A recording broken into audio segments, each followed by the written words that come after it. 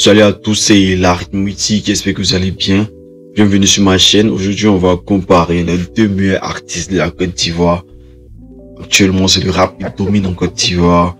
Et Didi B Imra vampirise la scène artistique, musicale de la Côte d'Ivoire. Et franchement, ce sujet génère tellement de tensions que je voulais les snobber.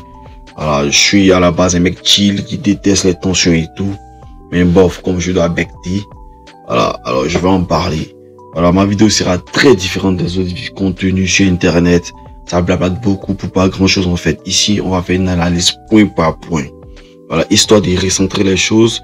Ici, ce sera que mon avis.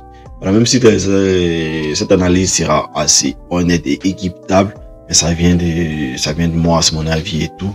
Alors, si t'es d'accord avec, c'est bon, c'est bien. Si t'es pas d'accord aussi, y a pas de souci, c'est carré. Libre à toi de t'exprimer en commentaire, mais évitons les insultes et tout. Voilà, c'est pas intéressant. Tu likes si tu aimes, tu dislikes si tu t'aimes pas et tout. Voilà, je pense que on s'est bien entendu. Voilà. Donc, alors, qui est le GOAT de la musique ivoirienne actuellement? Qui est le boss du rap? Voilà, donc ici, on va faire cette comparaison. On va prendre en compte tous les aspects. Voilà, mais c'est de la carrière solo. On va implanter, voilà, pour Didi B qui a été dans un groupe et tout. Non, on va se baser uniquement sur la carrière solo. Voilà, on va jouer le flow, le punchline, l'impact culturel. On va analyser point par point les forces et les faiblesses. Voir qui domine vraiment. Alors, donc sois prêt. Ça sera du très lourd. Donc n'oublie pas de liker, de commenter, de partager, de t'abonner si le contenu te plaît. Voilà, maintenant entrons dans le vif du sujet. Voilà, je vais me baser sur 10 critères.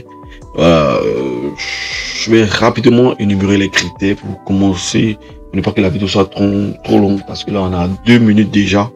Alors le premier critère c'est le flow et la technique. Ensuite le second c'est le punchline et le lyrisme.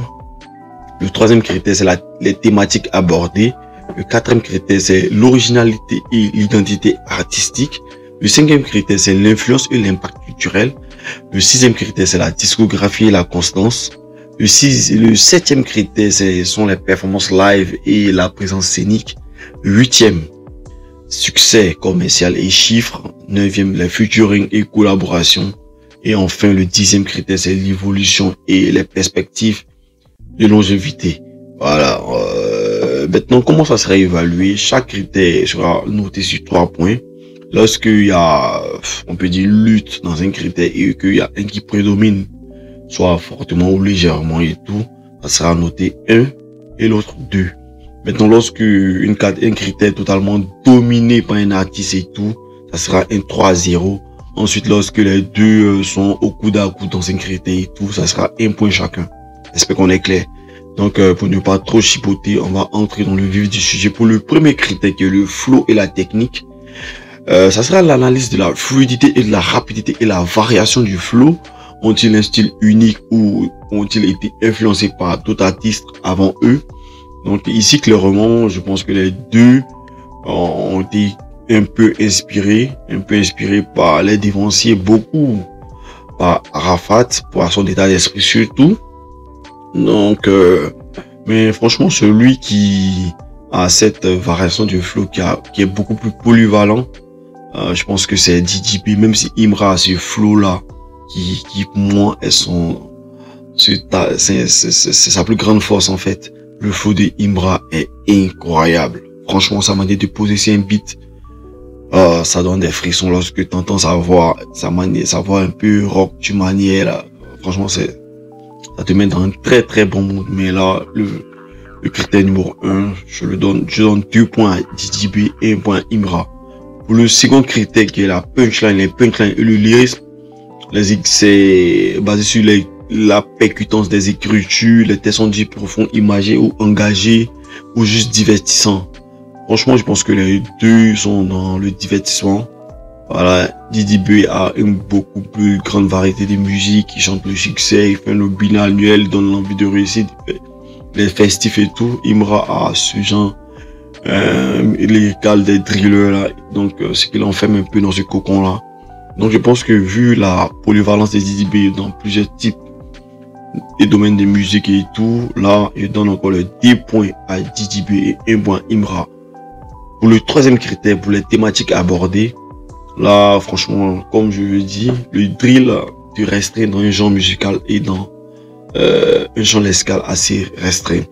Et Didi B lui parle un peu de tout. Là, c'est l'attitude-là de parler un peu de tout, de faire un peu de tout. Donc, je donne aussi 2 points encore à Didi B et 1 point à Imra. Ensuite, pour le quatrième critère, qui est l'originalité et l'identité artistique, là, franchement, ont-ils un style reconnaissable? Apportent-ils quelque chose de nouveau au rap? Là, je pense que y a rien à dire. Le style de Imra, le flow de Imra est incroyable. Et même sa silhouette est reconnaissable. Son signe est reconnaissable. Et je sais, même s'il crée une marque et le fait de mettre tout une fois au début de ses clips avec je sais pas comment on dit ça, ce petit truc avec le 1X, avec ce bruit de machette ou bien de deux faits qui s'entrechoquent et tout. Franchement, c'est tellement reconnaissable. Il suffit d'entendre ça, tu sais que c'est un son de Imra et tout. Le mec a cette originalité-là, a cette identité artistique qui est totalement incroyable. Là, c'est un 3-0. Catégorie de Imra. Je ne vais pas dire que Didi B n'a pas de style et tout, mais Imra, c'est trop. Le cinquième critère, influence et impact culturel. Ont-ils marqué leur génération ou vont-ils la marquer? Ont-ils une influence? Ont-ils influencé d'autres artistes ou sont-ils en tendance? Clairement, Imra en tendance. Imra marque véritablement une génération qui s'identifie à lui, qui Didi B est là depuis un certain temps et je n'avais jamais remarqué cela. Beaucoup de personnes aimaient sa musique, aimaient Didi B, mais s'identifier au personnage de Didi B, non, je ne pense pas. Je pense que là, c'est, même si Didi B inspire la génération, inspire beaucoup de personnes. Voilà pourquoi je donne 2 points à Imra et 1 point à Didi B. C'est pas un 3-0 catégorique. Non, Didi B, c'est quelqu'un quand même. Ensuite, pour le sixième critère qui est la discographie et la constance, franchement, ont-ils des albums marquants? C'est le cas. Leur qualité de musique est-elle régulière ou en dents de scie? Je pense qu'elle est totalement régulière, même si Didi B, il a cette pente ascendante là qui est cette courbe là qui est pas trop inclinée, voilà, qui est juste là, où l'avance crescendo, petit à petit se construit sans vraiment stagner. Je pense que c'est à la venue de Imra que Didi B n'a pas chuté, mais il a stagné. Voilà, il se maintient en fait. Didi B est là sur une pente qui se maintient. Il ne descend pas, il ne régresse pas, pardon, il ne progresse plus. Imra est venu stopper son élan. Parce que voilà, Didi B c'est quelqu'un qui gravissait, qui chevauchait ou gravait, qui prenait les étapes une à une et dans un rythme assez régulier. Mais là, je pense qu'il stagne beaucoup avec la présence de Imra qui vampirise véritablement la présence scénique ivoirienne. Donc là, franchement, pour la carrière de Didi B et pour la puissance de la présence de Imra, je leur donne 1 point chacun. Voilà, je pense que ça lutte véritablement. Maintenant, pour le 7e critère, performance live et présence scénique, Imra a beaucoup d'énergie lors de ses performances live. Mais qu'est-ce qu'il est nul en live. Waouh. C'est incroyable que c'est nul. Voilà, je pense qu'il va travailler là-dessus. Il a tellement composé des tests et tout. Je pense que pour tout retenir, c'est un peu compliqué. Parce qu'il aura des musiques marquantes, des tests marquants et voilà, il va se baser sur ces tests-là pour refaire ses concerts. Voilà, parce qu'on peut pas tout chanter, c'est compliqué. Il va avoir certains tests que tu maîtrises et tout. Et je pense qu'au niveau de son équipe ou des équipes qui sont derrière lui lors de ses concerts, je pense que le micro doit être paramétré, beaucoup de choses doivent être faites, doivent être gérées pour que sa voix naturelle ressemble autant un peu vers la voix qu'on entend dans ses musiques au studio en fait. Parce qu'il y a un décalage énorme, franchement, ça met dans un mauvais mood.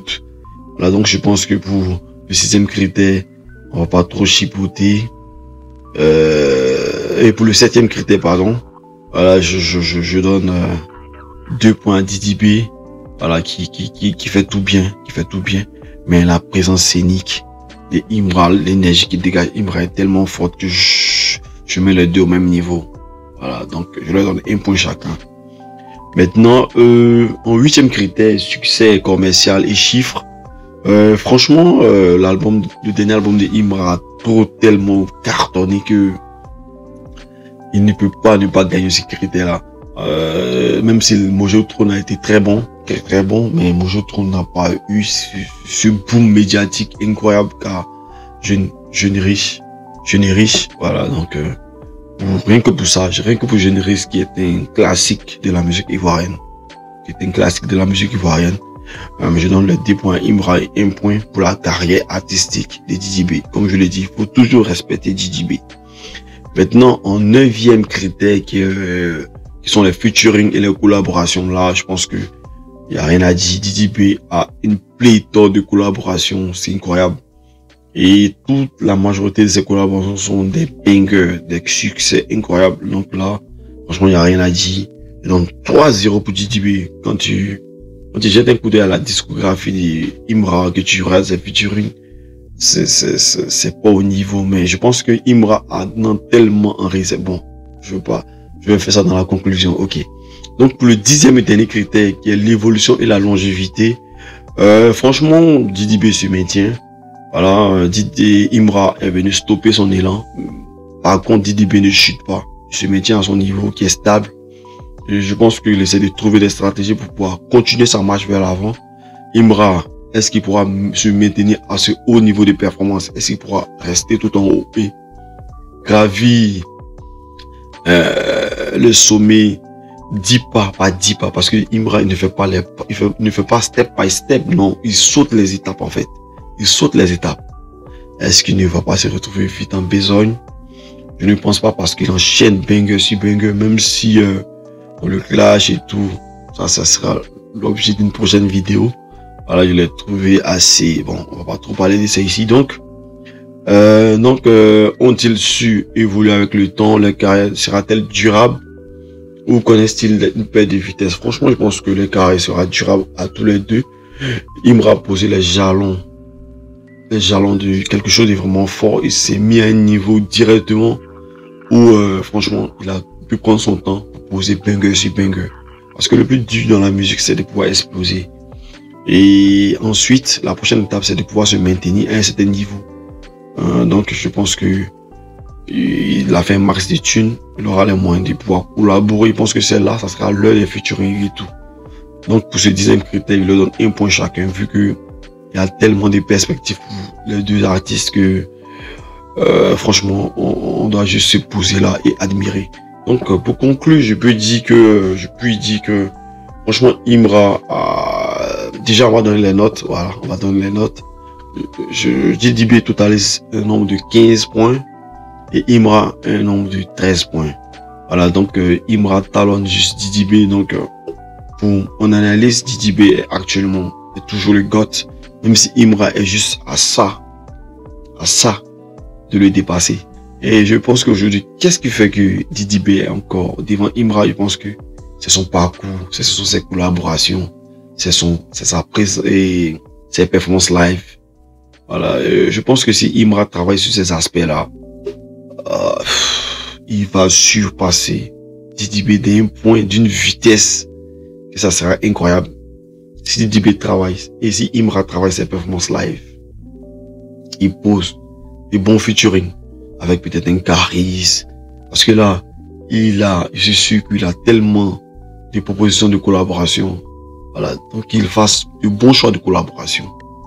Et franchement, qu'il se donne à fond dans chaque featuring. Il démonte les artistes qu'il va sélectionner pour chaque featuring.